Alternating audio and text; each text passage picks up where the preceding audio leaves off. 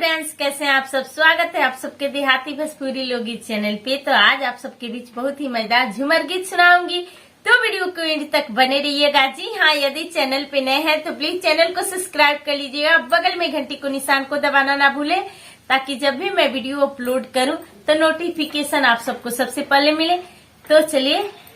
बहुत ही मजेदार क्या गाना है, बहुत ही मजेदार है, तो वीडियो को लास्ट तक बने रहिएगा। दिलवा की बतिया बताई कैसे, दिलवा की बतिया बताई कैसे, सजना रूसल बानी सखिया मनाई कैसे, सजना रूसल बानी सखिया मनाई कैसे, हे मनाई कैसे, हो मनाई कैसे, सजना रूसल बानी सखिया मनाई कैसे, सजना रूसल बानी सखिया मनाई कैसे,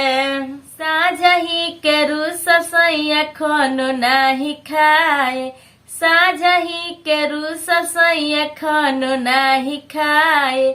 आगे पीछे उनका हो कुछ ना सुहाए, आगे पीछे उनका हो कुछ ना सुहाए, चूड़िया फुटल बा,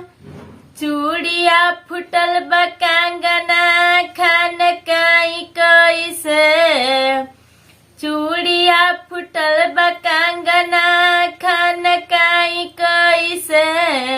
सजना साझही से रूसनी मनाई कैसे, सजना रूसल बानी सखिया मनाई कैसे, बेईमान सैया मानी ना कहनवा, मानी ना कहनवा सैया माने ना कहनवा,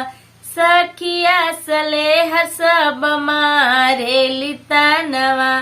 सखिया सलेहर सब मारे लितानवा, हमरो बाली बाऊ मरिया समझाई कैसे, हमरो बाली बाऊ मरिया समझाई कैसे, सैया रूसल बानी सखिया मनाई कैसे, सैया रूसल बानी सखिया मनाई कैसे, मनाई कैसे, हो मनाई कैसे,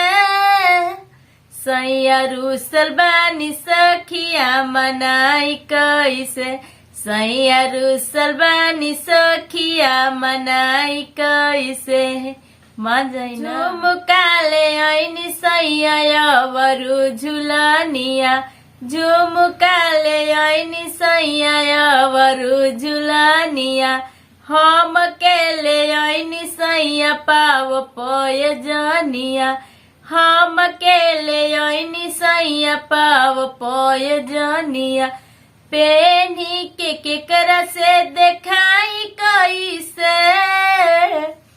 पेनी के केकरा से देखाई कैसे, सैया रूसल बानी सखिया मनाई कैसे, सैया रूसल बानी सखिया मनाई कैसे,